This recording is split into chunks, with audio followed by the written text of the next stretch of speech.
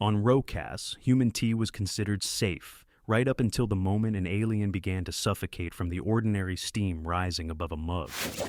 Within 3 minutes, half the caravan was demanding to eject the strange creature in the cargo bay container into space, while the other half wanted to isolate the humans themselves. But that wasn't the worst part. The worst part was that the only person who had anticipated this reaction wasn't looking at the victim. He was staring at the old Terran thermos in Vera's hands. The captain pinned a crate of dishes with her knee to keep it from sliding during the turn and flicked open the lid of the old blue thermos.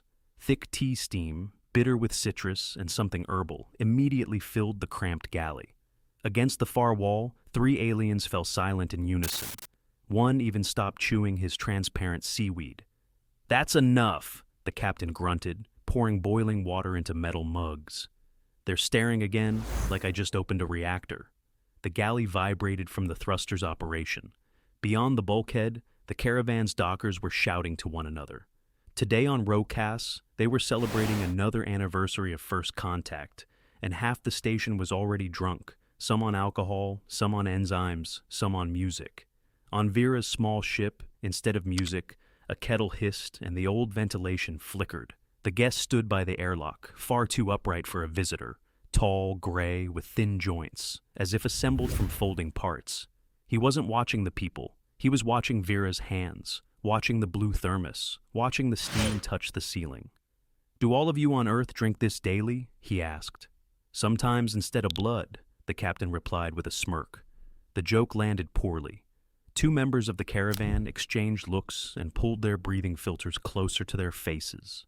The blue thermos was old, with a dent near the bottom and peeling paint. Vera had carried it since her first long-haul flight and had long since stopped noticing how the aliens eyed it more suspiciously than they did the engines. On Ro-Kass, HumanTea was officially deemed safe, simply undesirable in enclosed interspecies spaces, or so the manuals said, as if they were talking about dirty boots. "To contact, then," Vera said, raising her mug, "and to the fact that we haven't blown each other up yet." Someone snorted nervously. Someone else actually raised their glass. The guest didn't touch the drinks at all. He was watching one of the caravan representatives, the broad-shouldered technician in a dark cloak. The steam reached him first.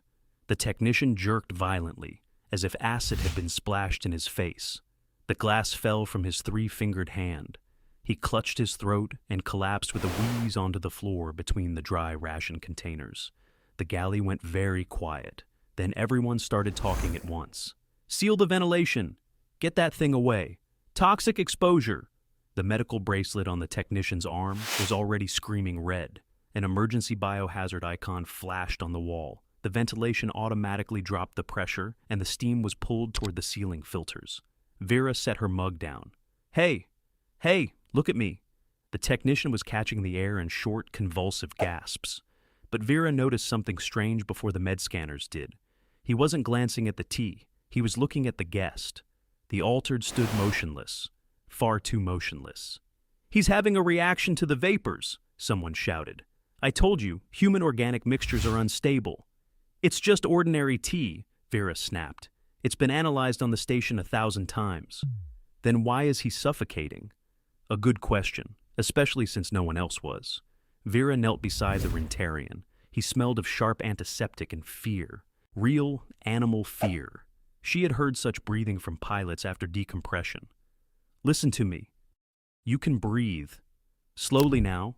He tried to respond, but instead of words, a wheezing whistle came out. His fingers gripped Vera's sleeve so tightly it felt as if he weren't clinging to a person, but to the chance to keep something unsaid. Behind her, the emergency locker was already being opened. "We need a quarantine. Where is the bio container? Isolate the human food products." The guest finally moved. "No," he said too quickly. Everyone turned toward him. He straightened up belatedly, as if realizing he'd given too much away. "There is no need to destroy food materials," he added more calmly. "Protocols require a source check." "The source is in her hands," someone barked. Vera noticed the guest give a barely perceptible shake of his head. Not to her, to the Rentarian on the floor, like a warning. A second later, a heavy thud echoed from the cargo bay. Then another, The metal vibrated dully beneath their feet. Someone spun around. The container has awakened. Things in the galley got worse than before. Panic loves a direction. Now it had one. I told you we shouldn't have transported that creature with the caravan. Jettison the cargo immediately before the next airlock. It's reacting to the toxin. Vera rose slowly, wiping her hands on her trousers. Another crash came from behind the bulkhead. The guest watched the door as if he'd been expecting exactly this. "What is in your container?" Vera asked. He didn't answer. He only shifted his gaze to her blue thermos, then to the Rentarian, who was already breathing more steadily, even though the sensors were still screaming about a toxic attack. And then Vera realized the main thing. When people are actually poisoned, they claw at the air. This one was clawing at the witnesses. Vera was the first to think of clearing the table, not of the thermos, but of the navigation tablet. She swept the mugs into the sink, cleared the metal surface, and jabbed a finger at the caravan's schematic, just as another boom behind the wall made the lights flicker. "Lock the automatic cargo release," she snapped. "Who's currently in charge of the coupling?" No one replied immediately. Too many outsiders were speaking at once, but already quieter, more focused. Panic had transitioned into work. One docker was sealing the galley's ventilation, another was dragging a portable leak scanner inside, a third was trying to call the station's towing platform. The blue thermos remained next to the tablet. Steam still rose from under the lid. It was the thing they continued to look at most often. "The container cannot be kept in the main line," the Rentarian said sharply, the very one who had just been suffocating. His voice was steady now, too steady for someone who had just suffered a toxic strike. "If the creature is activated, protocol requires isolation." "You've recovered quite briskly," Vera muttered. He pretended not to hear. The guest silently walked to the comms panel and cut the external emergency channel. A second later, it grew quieter in the galley. The general wail of the station's security systems vanished. Everyone turned on him at once. "Who gave you the right?" "The external frequency is overloaded," he replied calmly. "If the station registers a biohazard, the caravan will be locked in the dock." "Maybe that's for the best." "Then the Ro-Kass service teams will open the container," said the guest, "along with your cargo, your routes, and your medical archives." After those words, the argument died down. Several beings exchanged glances too quickly. Vera noticed it. She jabbed her finger at the caravan schematic. "Where is the container?" The broad-shouldered technician in a dark cloak reluctantly brought the compartment up on the screen. A red marker was flashing almost at the very stern. "The isolation module, a reinforced cage. We were supposed to hand over the cargo at the next hub." "What's inside?" "Biomaterial." I've already heard that wonderful phrasing. The next impact didn't hit the wall, it hit the floor. It was as if something heavy inside the container had turned its entire body over. The technician swallowed nervously. "It reacts to stimuli." "To what kind?" He fell silent. The guest didn't look at Vera. He was looking at the Rentarian. The latter stood too far from the bulkhead, as if he feared even the vibration of the hull. That was the second thing Vera noticed. The first was the smell. Not tea. Several members of the caravan emitted the same sharp scent of antiseptic. It was the same smell that had come from the Rentarian on the floor a couple of minutes ago. And it was these three who were most vocal about jettisoning the container. "Fine," Vera said. "Open the observation channel." "No." The guest said it instantly. Too late. Vera had already pressed confirm. The grainy screen of the cargo bay flickered on the wall. For a few seconds, there was only the ripple of interference. Then the camera caught movement. The creature occupied almost the entire container, long and heavy, with pale, folded skin that looked as if it were assembled from translucent plates. No claws, no armor, nothing threateningly predatory. It lay against the far wall, pressing its head to the floor. And it was breathing fast, very fast. "There's your creature," the technician spat. "Satisfied?" The creature suddenly jerked, not toward the camera, toward the side wall of the container, where the Rentarian and two others smelling of antiseptic stood behind the bulkhead. The metal hummed dully from the impact of the body. The three of them stepped back simultaneously. Vera shifted her gaze from the screen to them, and felt an unpleasant thought slowly taking shape inside. "Funny how things turn out," she said. "Apparently, tea is dangerous for everyone. But, for some reason, It's always the same people flinching. Human jokes are inappropriate right now, the Rentarian replied sharply. That wasn't a joke. The silence grew thicker. The creature on the screen struck the wall again. Then it went still and began moving its head along the floor, as if searching for the source of the scent. The medical scanner by the door flashed green. No toxins, no contamination. Only the emergency tag still hung in the system from the previous alarm. Jettison the container, the technician repeated stubbornly, before it breaks through the cage. It only thrashes when you're near, Vera said, because we are close by. And I'm close by with the blue thermos, yet it doesn't seem to be lunging at the tea. She heard herself how blunt it sounded. Several beings tensed up immediately. Someone cursed quietly in their own language. There it was again. Nervous laughter almost bubbled up at the most inappropriate moment. Vera bit her tongue and instead reached under the table for the service case. "What are you doing?" the technician asked. "Disabling the automatic release. You have no right. What I do have is a truck, the galley, and the docking code. As long as we are in my sector, that container isn't going anywhere." She pried open the manual control panel. The old latches were sticking. She had to wedge them open with a spoon. The guest stood in a way that shielded her from the others, unobtrusively, as if by accident. "This is a violation of quarantine protocol," the Rentarian said. "Then complain later. You are risking the entire caravan for the sake of an intuition." Vera inserted a jumper into the connector and heard the dry click of the lock engaging. Now the emergency jettison of the container wouldn't work without manual access from the galley. She exhaled and only then realized how quiet it had become around her. Part of the crew was already looking at her without irritation, with caution, like looking at a person capable of ruining a perfect plan simply because they didn't like the look on someone's face. A low hum emanated from the screen. The creature raised its head again and turned away from the thermos. The air under the dome didn't smell like a void, but of salt and something scorched, as if it had been cycled through filters many times before being allowed for breathing. Vera felt this even before the airlock finally closed behind the last docker, and she understood immediately. They wouldn't be let through any further without decontamination. "You have an organic excess," the dispatcher said from a narrow control window. "The road is closed until neutralization." He didn't even look at them. He looked at the numbers. "We have cargo," the technician replied wearily. "Deadlines." "You have a scent," the dispatcher corrected. "Deadlines don't smell." Vera grunted and turned back to her crew. The galley felt more cramped, even though no one else had entered. It was just that everyone suddenly started keeping a bit more distance from one another. "How long?" she asked. "One cycle, full processing or point neutralization.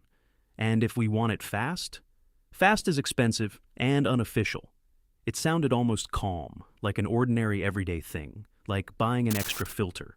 The galley became the headquarters once more. Only now there was no bustle. Everyone was doing their job with too much precision.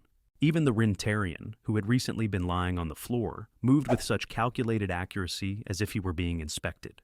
Vera opened the supply cupboard and pulled out the blue thermos. Not because she wanted to drink. Simply, the habit of keeping it close at hand proved stronger than the situation. "Don't open it," someone said quietly from behind. She didn't turn around. "I wasn't going to." But she still gave the lid a slight twist. No steam came out. The air here was dry and greedy, instantly sucking up moisture. And yet, two of them took a step back. Vera noted this and placed the thermos next to the panel like a marker. "Where do we get the neutralizer?" "Downstairs," the technician replied, "from the maintenance staff. But they won't sell it to us directly." "Why?" He hesitated. "Because it's for emergency situations." "That's exactly what we have." "Unofficially, no." The guest stood by the wall, just as before. But now he wasn't just observing. He was watching the entrance, the hands of those approaching the galley, seeing who was breathing through a filter and who wasn't. Vera caught his gaze. "Coming with me?" He nodded immediately. Without a pause, they descended into the lower sector quickly. Everything here was organized around the air. Narrow corridors, transparent chambers with rotating filters, racks of canisters with warnings instead of names. Vera stopped at one of the shelves. A dark liquid sat in transparent cylinders. The label read, "Not for consumption." Category: organic solvent. Next to it was a familiar word in a Terran language, but translated through 3 levels of alien classification. T. She snorted. Well, of course. It is used differently here, the guest said. I see. I suppose your soup comes in hermetic bags with a skull drawn on them, too. He didn't answer. He only gripped the railing a bit tighter. A maintenance worker approached them, thin, in a thick suit with a double filter. Your access is restricted, he said. A cargo caravan does not have the right to purchase reagents without a preliminary inspection. We need a neutralizer, Vera said. 1 cycle. Grounds? She jabbed a finger behind her back. The smell. The attendant did not smile, but his gaze grew more attentive. Do you have a source? I do. Is it localized? Yes. Then use the internal system. It's searching for a toxin, Vera said, but that's not what we have. He remained silent for a second longer than the protocol required. Repeat that. It's not a toxin, Vera repeated calmly. It's a reaction. The attendant shifted his gaze to the guest. He stood perfectly still. Too still. Confirmation? The man asked. Vera pulled out the blue thermos and opened it. The steam dissolved almost immediately in the dry air, but it was enough. The attendant did not back away, but his fingers clenched for a second. It was barely noticeable. Vera closed the lid. See? Silence hung between them. This is an unauthorized test, he said quietly. And that's an unauthorized answer, Vera shrugged. But we are both already here. Aeon took a sharp breath as if he wanted to say something. He didn't. The neutralizer won't help you, the attendant finally said. It will remove the traces, not the cause. We need to move on, Vera said. We'll deal with the rest later. You are already dealing with it. He looked at the blue thermos, then at her. You know what you're looking for. I know who is afraid, Vera replied. He closed his eyes for a second, as if he were checking himself. It's an old alteration, he said softly. Officially, it doesn't exist. Uh-huh. It doesn't manifest under normal conditions. Uh-huh. But certain compounds from your world trigger a cascade. He fell silent. Aeon took a step forward. That is enough. His voice was calm, but it held a hardness that hadn't been there before. The attendant looked at him and nodded. You are one of them, he said. Aeon did not answer. Then you know the rules. The silence grew thicker. We cannot officially issue you a neutralizer, the attendant continued, but we can perform an internal purge as technical maintenance. The price? Vera asked. You remove the source. No. The answer came faster than she had thought. The attendant tilted his head slightly. Then you will remain here. Vera sighed and put the blue thermos back into her bag. Listen, she said, her voice softer now. In our bay, we have a thing that reacts to those who are, as you said, altered, faster than your sensors. He froze. That is impossible. It's already working, Vera said, and you want to throw it out along with the cause. She looked him straight in the filter. If we clear the air now, you won't see anything. Not on your end, not on ours. You'll just keep confusing fear with infection. The attendant remained silent for a long time. Then, very carefully, he removed his outer filter. He inhaled, sharply, and immediately turned away. You have 1 cycle, he said hollowly. I will log it as a leak from your sector, but if anyone finds out, they won't, Vera interrupted. He nodded. And keep your source under control. As they were returning to the galley, Vera walked slowly. So, not a poison, she muttered. Aeon remained silent. So, you all just live with this? He stopped at the entrance. We live with what we do not speak of. Convenient. He looked at her. No. They were met with silence in the galley. On the screen, the creature in the container lay against the wall, breathing heavily. The technician stood the furthest away. Vera placed the blue thermos on the table. For the first time, she didn't feel like it was out of place. She looked at the screen, then at the crew. If they threw this thing out now, they would be left with nothing but instruments looking for the wrong things. And then, next time, someone would actually die. Not from tea, but because no one wanted to test their fear. The air scanner beeped every 30 seconds, as if intentionally counting down how much time they had left before the external inspection. One docker crawled under the ceiling, changing filters by hand. Another was hauling portable pumps in from the corridor. Vera's blue thermos sat on the table next to the navigation console, and no one asked her to remove it anymore.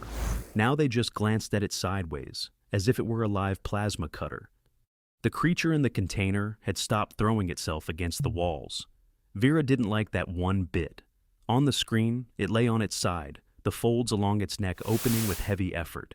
Its breathing had slowed, but it wasn't calmer. It was as if it had no strength left for panic. "Why did it go quiet?" Vera asked. "Maybe it finally settled down," the technician grunted. "Or maybe it's about to kick the bucket." Silence fell over the galley again. The technician was the first to look away. The guest moved closer to the screen than the others. His long fingers hovered over the camera settings, but he didn't touch them. "Reduce the noise," he said, "and the light." "This is a cargo bay, not a hotel," the technician snapped. "It reacts to environmental pressure." "Everyone is reacting right now." Vera opened a service locker and pulled out an old thermal blanket used for emergency flights. "Kill the overhead lights," she barked, "and shut off the diagnostic siren before I throw someone into the airlock myself." Someone unexpectedly complied.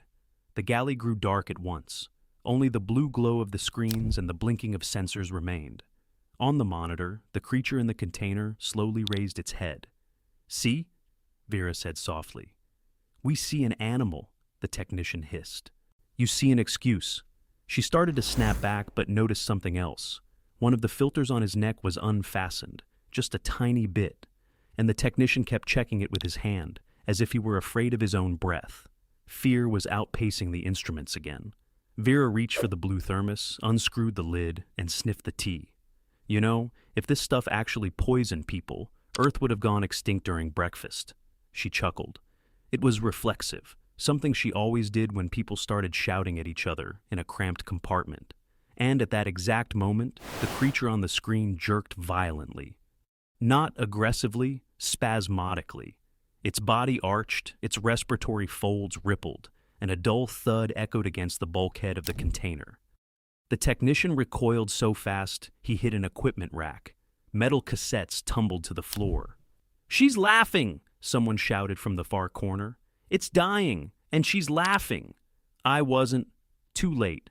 Two people immediately backed toward the exit. Another pulled his filter up to his eyes. The galley fractured again in a second. No command, no argument. Those who had just been helping haul equipment now looked at Vera as if she had just confirmed an old horror story about humans.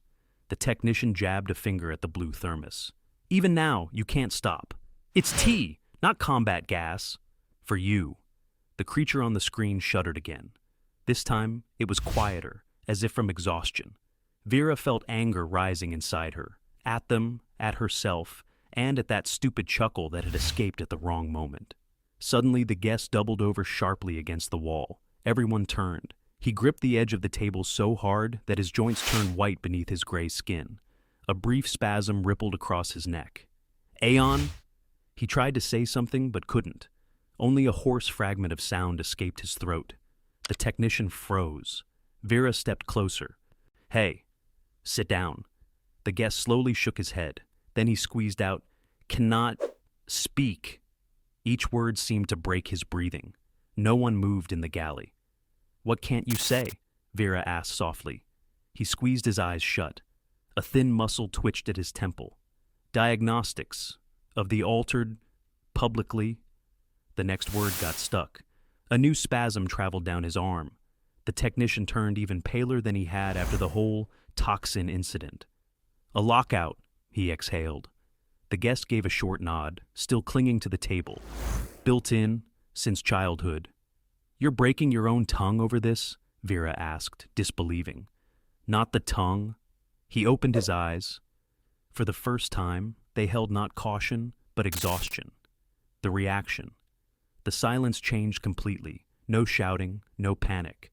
Just several beings suddenly realizing that all this time, the guest hadn't been silent because he was hiding something from the caravan. He was physically unable to utter the necessary words aloud.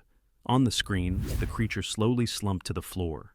Vera cursed and reached into the emergency locker without further argument. "What are you doing?" the technician asked. "I'm going to it. You can't enter the isolation module." She ripped the fasteners off a thermal blanket.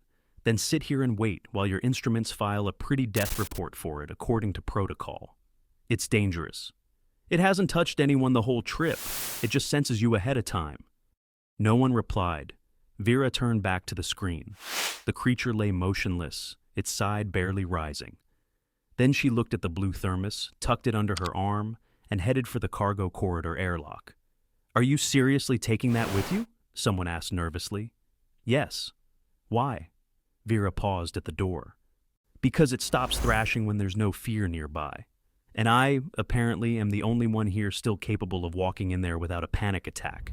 The guest slowly straightened up by the wall, and for the first time in the entire voyage, he stepped up beside her immediately without hesitation. The airlock to the cargo corridor closed behind Vera, with a sound as if the ship had swallowed something too large. Inside the cargo bay, the air was more humid than in the galley. The filters here hummed more quietly, and the creature immediately stopped beating against the wall. It lay in the dim light, its long head pressed against the floor of the container. As Vera approached, the folds along its neck twitched more slowly, as if it recognized not a human, but the absence of a scream. "See?" she said softly over her shoulder. The guest stood by the door, not entering fully. The others loomed behind the transparent corridor partition. No one wanted to go far, but no one wanted to come closer either. Vera crouched down by the container panel. The old metal was warm from the internal heating systems. "Where are your sensors located?" she asked. "In the caravan's general ventilation," the technician replied from the corridor. "They track hazardous compounds. And if there are no compounds, then it's a false alarm." The creature twitched slightly, not because of Vera, because of the technician's voice. She slowly turned her head. "Exactly.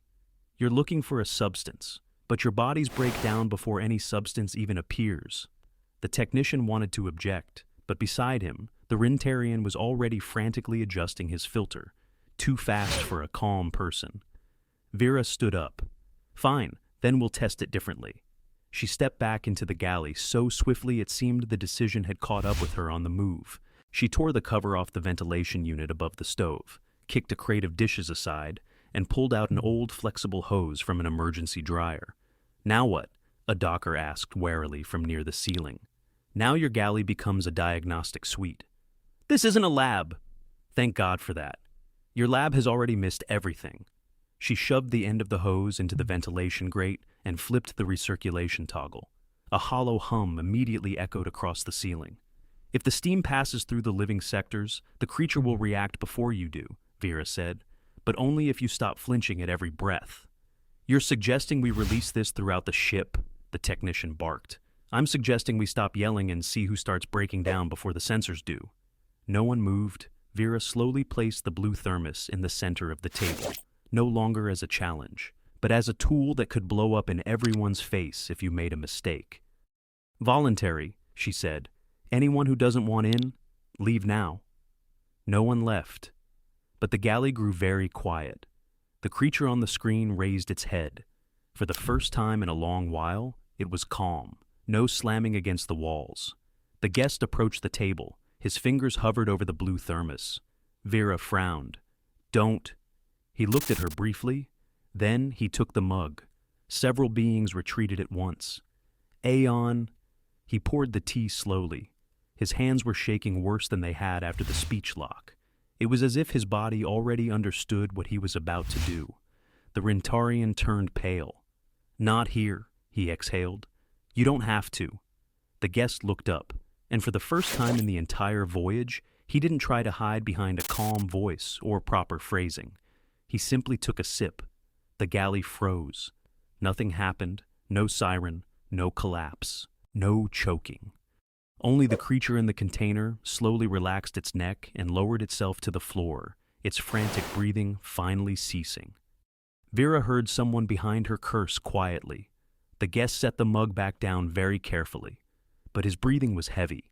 The technician stared at him with such horror, as if he had witnessed not a violation, but the end of something old and familiar. "Sensors?" Vera asked. The docker at the panel swallowed hard. "Clear." She jabbed a finger toward the container's screen. "And it's calming down." Now, even the technician watched the screen in silence.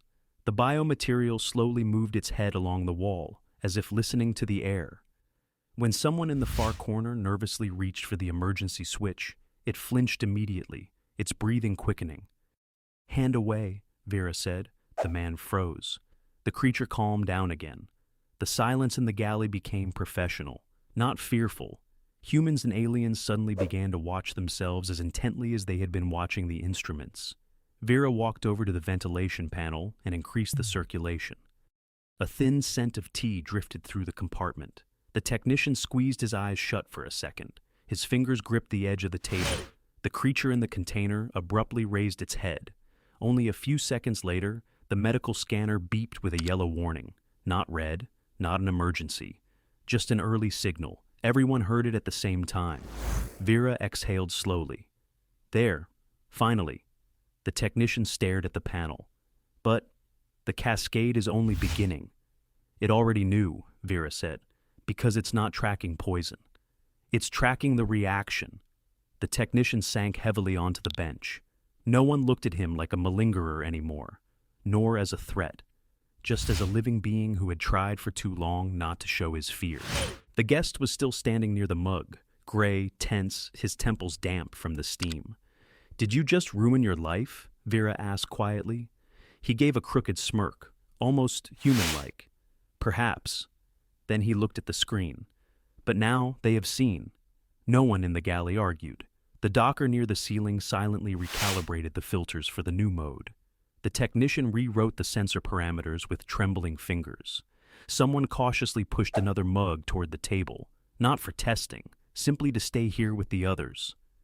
The creature in the container closed its eyes. For the first time during the entire voyage, it was calm. Vera watched the steam vanish into the ship's ventilation, passing through the living quarters, kitchens, docking bays, and back into the filters. The same tea, the same smell. Only now, for the first time, the caravan saw it not as a threat, but as a warning that had been mistaken for shame for far too long. By morning, the container was no longer in the isolation sector. It had been rolled closer to the living modules, right under the main ventilation line, and someone had even removed the red biohazard marking from its hull. Only traces of adhesive and a bright rectangle on the metal remained. Vera noticed it the moment she entered the galley. "Well, would you look at that?" she muttered. 5 hours ago, you wanted to vent it into space." The docker at the panel shrugged without looking up from the filter settings. "New cargo status. Sounds fancy. At least there are no sirens." The galley now smelled of tea constantly, not sharply, just like a workplace where people had gone too long without sleep. A few of the aliens were still breathing through filters, but they no longer recoiled from the steam. One technician was actually standing by the stove without a mask, gloomily reading the updated air inspection protocol. Vera peeked over his shoulder. "Increased sensitivity to organic compounds. That's it? It's enough. And you still couldn't manage the word fear." The technician looked at her tiredly.